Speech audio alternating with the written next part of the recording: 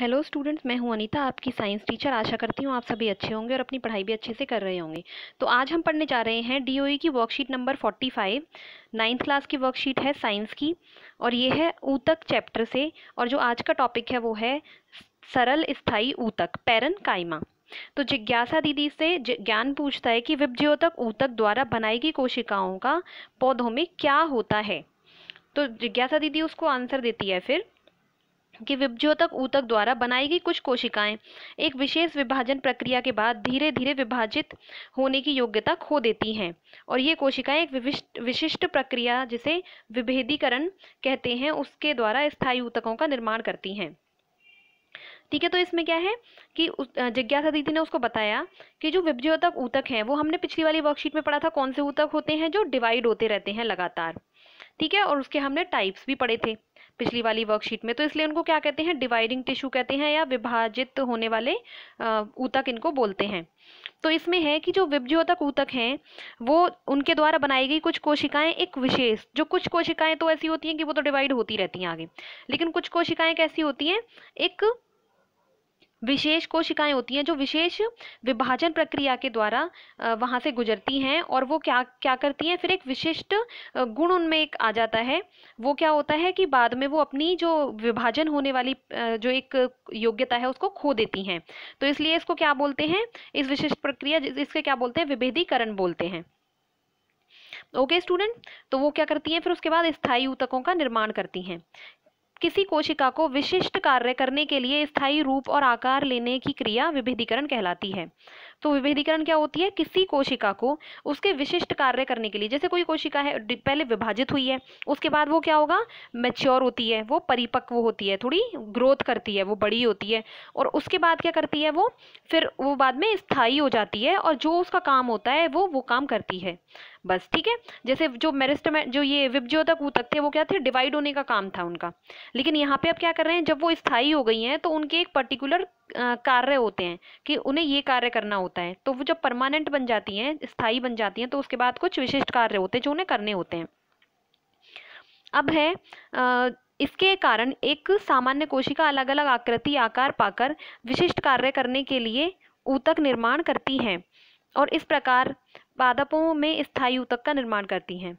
ठीक है, तो ये क्या करती हैं? एक स्थायी ऊतक का निर्माण करती हैं, अलग अलग आकृति अलग अलग आकार पाकर ये विशिष्ट कार्य करने के लिए निर्माण करती हैं। इसलिए जैसे कि कुछ सेल्स ऐसी भी तो हो ना जो स्थायी कार्य करती हों, जो एक पर्टिकुलर विशिष्ट कार्य करती हों, तो उनके लिए क्या होती हैं? ये स्थायी ऊतक होते हैं।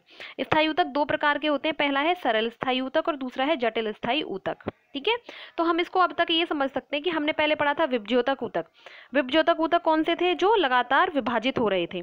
अब जो विभज्योतिक ऊतक हैं लगातार विभाजित जब होते हैं तो एक विभाजन के बाद, विशेष विभाजन के बाद ऐसा होता है कि जो कुछ कोशिकाएं हैं वो तो आगे विभाजित ही होती रहती हैं, कुछ टिश्यू तो लेकिन कुछ ऊतक क्या होते हैं? वो अपनी विभाजित होने की जो योग्यता है उसको खो देते हैं और वो एक कौन से प्रोसेस से गुजरते हैं? वो गुजरते हैं विभेदीकरण से। तो विभेदीकरण क्या है कि उसमें जो कोशिका है वो पहले तो डिवाइड हुई है, फिर उसी में गई है विभेदीकरण में, तो उसमें वो पहले मैच्योर होती है, परिपक्व होती है।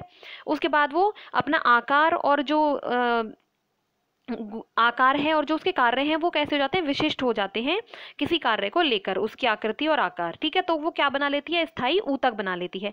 अब स्थायी ऊतक कैसे होते हैं? सरल स्थायी ऊतक और जटिल स्थायी ऊतक। सरल स्थायी ऊतक वे ऊतक जिनमें एक ही प्रकार की कोशिकाएं सम्मिलित होती हैं। सरल स्थायी ऊतक होते हैं जिनमें केवल एक ही प्रकार की कोशिकाएं होती हैं जो एक ही काम करती हैं। ठीक है, अब दूसरे हैं जटिल स्थायी ऊतक जिनमें विभिन्न प्रकार की कोशिकाएं होती हैं, जो कार्य भी उनके अलग हैं, आकृति भी अलग है, उनके आकार भी अलग हैं। ठीक है, तो अब हम यहाँ पे देखेंगे सरल स्थायी ऊतक। तो ये है, पहला है पैरेन्काइमा, दूसरा है कोलेनकाइमा और तीसरा है स्क्लेरेन्काइमा। तो पहले हम देख लेते हैं पैरेन्काइमा ऊतक।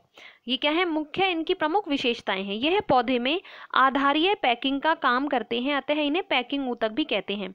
ये क्या करते हैं? इनकी आधारीय पैकिंग का काम करते हैं, मतलब इनको पकड़ के रखते हैं। जो भी ऊतक हैं, जो भी कोशिकाएं हैं, उनको उनकी जगह पे पकड़ के रखते हैं, उनकी एक तरह से पैकिंग कर देते हैं। तो इसलिए इनका नाम क्या होता है? पैकिंग ऊतक होता है। अब है पैरेन्काइमा की कोशिकाएं अक्सर पत्तियों की अंदरूनी सतह, तने और जड़ के भराव में पाई जाती हैं। इनको क्या कहते हैं, फिलर सेल्स भी बोलते हैं, जो भराव करने वाली कोशिकाएं होती हैं। तो ये टिश्यू क्या करते हैं, जहाँ खाली जगह होती है हर जगह उसको भरते हैं। और ये कहाँ कहाँ पाए जाते हैं, ये पाए जाते हैं पत्तियों के अंदरूनी सतह में पाए जाते हैं, और तने में पाए जाते हैं, और जड़ में पाए जाते हैं, और ये फूल में भी पाए जाते हैं। ठीक है। अब है इनकी कोशिकाएं जीवित होती हैं और कोशिका भित्ति बहुत पतली होती है। अब इसका क्या मतलब है, इनकी कोशिकाएं जीवित होती हैं, इसका मतलब क्या है, जो जीवित होती हैं वो कैसी होती हैं, सॉफ्ट होती हैं। और जो मृत कोशिकाएं होती हैं, जहां भी आगे भी जैसे आएंगी, जहां पे भी आएंगी कि मृत कोशिकाएं होती हैं, वो क्यों होती हैं, उनकी टफनेस के लिए, जिससे कि वो कठोर हो सके, क्योंकि वो मृत हैं। और जो जीवित होंगी वो कैसी होंगी, लचीली होंगी, थोड़ी सॉफ्ट होंगी। तो ये कैसी होती हैं, सॉफ्ट होती हैं। और कोशिका भित्ति बहुत पतली होती है। कोशिका भित्ति कैसी होती है, पतली होती है, सेल वॉल। यहाँ में दिख रही है ना कितनी पतली पतली सेल वॉल है। तो इससे क्या होता है, फ्लेक्सिबिलिटी आती है। जैसे हम एक पत्ती को देखते हैं, पत्ती कितनी फ्लेक्सिबल होती है ना। तो वो भी किस वजह से होती है, क्योंकि इसकी सेल वॉल कैसी है, बहुत पतली है। इसके बाद है इसकी कोशिकाएं बंधन मुक्त होती हैं और इनके मध्य काफी रिक्त स्थान होता है। अंतराकोशिक स्थान। अंतराकोशिक का मतलब है कोशिका के अंदर। यहाँ पे हम देख रहे हैं ना स्पेस है जो बीच में, ये है। तो इसका क्या मतलब है, ये लूजली पैक्ड है। जैसे अगर ये बहुत टाइटली पैक्ड होती, बंधन मुक्त नहीं होती, अगर ये जैसे पूरा बंधन होता है इसमें कस के, तो ये कैसी होती, बहुत कठोर। जैसे हम देखते हैं ना जो ठोस होते हैं, टेबल है, चेयर है, ये सब है, जैसे फिजिक्स में पढ़ते हैं, तो ये ठोस होते हैं ना, इनके बीच में क्या थे, इंट्रा जो सेलुलर स्पेस थे वो नहीं थे, जो अंतराकोशिक स्थान, तो वो नहीं थे उसमें, इसलिए क्या है, कठोर है। और ये इसलिए क्या है, सॉफ्ट है, क्योंकि इसके बीच में रिक्त स्थान है। आगे हम देख लेते हैं। आगे है पैरेन्काइमा पौधे को आधार प्रदान करते हैं। इनकी कोशिकाओं में बड़ी रसदानियां होती हैं जो जल और भोजन को एकत्रित भंडारण करती हैं। ठीक है, इनमें क्या होती हैं, बड़ी रसदानियां, जो वैक्यूल होती हैं, खाली जो जगह होती है, और वो क्या काम करती हैं, वो खाने को स्टोर करने का। ये पहले भी बताया था कि प्लांट सेल्स जैसे हम पढ़ रहे थे पिछली क्लास में भी, उसमें बीच में एक बड़ी सी वैक्यूल होती है और बाद में सेल ऑर्गेनेल्स होते हैं, न्यूक्लियस वगैरह इधर उधर साइड में। तो पहले भी बताया था कि ये क्या है, खाने को स्टोर करने का काम करते हैं, पानी को, खाने को स्टोर करने का। तो इसलिए क्या, आधार प्रदान करते हैं इसलिए। ठीक है, क्योंकि आधार का मतलब क्या है कि जब अगर उनको भोजन स्टोर नहीं करेंगे, जल स्टोर नहीं करेंगे उनका, तो फिर उनका आधार ही कैसे उनको मिलेगा फिर। अब है पैरेन्काइमा के प्रकार। कुछ पौधों में, अच्छा बेटा मैं ये भी बता दूं कि जो पैरेन्काइमा है, जैसे हम कुछ भी कोई फ्रूट खा रहे हैं, उसका जो पल्प होता है, जो गूदा होता है, उसके अंदर पैरेन्काइमा होता है। वो कितना सॉफ्ट होता है, और वहां पे वो उसका स्टोर करके रखता है जो फूड है। जैसे हमें उससे अगर कार्बोहाइड्रेट मिल रहा है या विटामिन मिल रहे हैं, तो वो क्या है, पैरेन्काइमा से ऊतक है, वो वहां पे स्टोर करके रख रहे हैं उस भोजन को। ठीक है, ऐसे ही जो वेजिटेबल्स खाते हैं, वहां पे भी वो जो वाटरी वेजिटेबल्स हैं, पानी वाली हैं, वहां पे वो पानी को स्टोर करके रख रहा है पैरेन्काइमा, वो वाला काम करता है। ठीक है, अब है पैरेन्काइमा के प्रकार। कुछ पौधों में पैरेन्काइमा में के पौधों में सॉरी कुछ पौधों के पैरेन्काइमा में क्लोरोफिल पाए जाने के कारण इसे क्लोरेन्काइमा हरित ऊतक भी कहा जाता है। तो क्लोरेन्काइमा, नाम से ही पता चल रहा है कि क्लोरोप्लास्ट और पैरेन्काइमा। ठीक है, तो क्लोरोफिल है जहाँ पे, क्लोरोफिल और पैरेन्काइमा, तो ऐसे वाले पैरेन्काइमा जहाँ पे क्लोरोफिल है, तो वो कौन है, वो क्लोरेन्काइमा। और ये क्या करते हैं, प्रकाश संश्लेषण की क्रिया संपन्न करते हैं। हमें पता है क्लोरोफिल कहाँ जरूरी होता है, प्रकाश संश्लेषण के लिए। तो जितने ग्रीन पार्ट्स हैं ये वहां पाए जाते हैं, पत्तियों में ये पाए जाते हैं। अब जलीय पौधों में पैरेन्काइमा को एरेन्काइमा कहते हैं। अब क्या है यहाँ पे, एरेन्काइमा, नाम से पता चल रहा है एयर, और क्या है, पैरेन्काइमा। तो जो पैरेन्काइमा जिनमें एयर होती है बहुत ज्यादा, वो कौन से होते हैं, एरेन्काइमा। ये जलीय पौधों में होते हैं। अब जलीय पौधों में क्यों होते हैं, इनकी कोशिकाओं के बीच हवा की बड़ी गहिकाएं होती हैं, जिनसे इससे जलीय पौधे हल्के और जल पर तैर सकते हैं। क्या है, ये बीच में आप देख रहे हो इतनी सारी यहाँ पे हवा भरी हुई है, गुहिकाएं हैं। उससे क्या होगा कि इनका जो वजन है वो कम होगा, ये हल्के हो जाएंगे और पानी की सतह पर तैर सकती हैं। ओके स्टूडेंट, तो अब हम इसके क्वेश्चन आंसर कर लेते हैं। पहला है, पादपों में स्थायी ऊतक कितने प्रकार के होते हैं, उनके नाम लिखिए। तो इसका आंसर हम देख लेते हैं। पादपों में जो स्थायी ऊतक हैं, अगर जो स्थायी ऊतक क्या होता है ये भी अगर होता, तो हम इसमें कहाँ से लिखते फिर आंसर, जो यहाँ पे था कि स्थायी ऊतक का निर्माण करते हैं। ठीक है, के द्वारा स्थायी ऊतक का निर्माण करते हैं। जैसे ये कोशिकाएं एक विशिष्ट प्रकार की प्रक्रिया होती है, विभेदीकरण वहां से करते हैं। तो अगर लिखना है तो लिख लीजिए, वैसे इसमें पूछा नहीं है, इसमें तो बस क्या पूछे प्रकार। तो इसके प्रकार है, पहला है पैरेन्काइमा, दूसरा कोलेनकाइमा, तीसरा स्क्लेरेन्काइमा। आप यहाँ से इनके प्रकार लिखेंगे तीनों के। उसके बाद है कि उनके नाम लिखिए। हाँ ठीक है, उनके आप नाम लिख दोगे, 3 प्रकार के होते हैं और नाम तीनों के लिख दोगे। अब सेकंड क्वेश्चन है विभेदीकरण क्रिया किसे कहते हैं। तो विभेदीकरण क्रिया आप ऊपर से लिखोगे यहाँ से कि विभेदीकरण क्रिया किसे कहते हैं।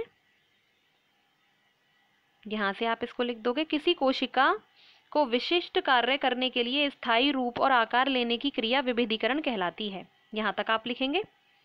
ठीक है स्टूडेंट्स, अब है तीसरा क्वेश्चन, पैरेन्काइमा ऊतक की 2 विशेषताएं तथा 2 प्रमुख कार्य लिखिए। तो हम यहाँ पे इसकी 2 विशेषताएं लिख सकते हैं। विशेषताएं क्या होते हैं, कैरेक्टरिस्टिक, की उनको पहचानते कैसे हैं, उनमें खास बात क्या है। तो विशेषताएं में हम उनकी में लिख सकते हैं, एक तो ये लिख सकते हैं कि इनकी कोशिकाएं जीवित होती हैं और कोशिका भित्ति बहुत पतली होती है। ठीक है, और दूसरी विशेषता हम लिख सकते हैं कि इनके बीच इनकी कोशिकाएं बंधन मुक्त होती हैं और उनके मध्य काफी रिक्त स्थान होता है। या फिर हम ये भी लिख सकते हैं कि दूसरा हम क्या लिख सकते हैं, और नहीं आप यही दोनों लिख लो, ठीक है। और जो दूसरा है फिर इनके जो कार्य हैं प्रमुख, उसमें आप ये पहला वाला पॉइंट लिखोगे, यह पौधों में आधारीय पैकिंग का काम करते हैं, अतः इन्हें पैकिंग ऊतक भी कहते हैं। ठीक है, और फिर दूसरा का आप कहाँ लिखोगे, पैरेन्काइमा पौधों को आधार प्रदान करता है, इसकी कोशिका में बड़ी रसधानियां होती हैं जो जल और भोजन का एकत्रीकरण करते हैं। ठीक है, यहाँ पे आप लिखोगे इन दोनों इसका आंसर। चौथा क्वेश्चन है, पौधों में पैरेन्काइमा ऊतक कहाँ पाए जाते हैं, इन्हें पैकिंग ऊतक भी क्यों कहते हैं। तो कहाँ पाए जाते हैं, ये हम यहाँ से इसका आंसर लिखेंगे। पैरेन्काइमा की कोशिकाएं अक्सर पत्तियों की अंदरूनी सतह, तने और जड़ों के भराव में पाई जाती हैं। ठीक है, यहाँ पे आंसर लिखेंगे। और फिर दूसरा था कि इनको पैकिंग ऊतक क्यों कहा जाता है, तो यह पौधों में आधारीय पैकिंग का काम करते हैं, अतः इन्हें पैकिंग ऊतक कहा जाता है।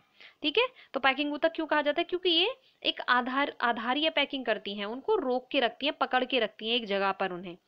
जैसे कि टिश्यूज हैं, सेल्स हैं, उनको ये सहारा देती हैं, सपोर्ट देती हैं, आधार प्रदान करती हैं, इसलिए इनको क्या कहते हैं, पैकिंग ऊतक कहते हैं।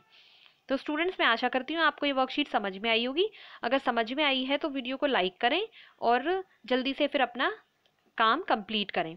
अब लास्ट में है इसके कोविड से रिलेटेड जो उचित व्यवहार है वो है, आप घर के बाहर निकलें तो मास्क लगाकर ही निकलें और 2 गज अथवा 6 फीट की शारीरिक दूरी का पालन करें।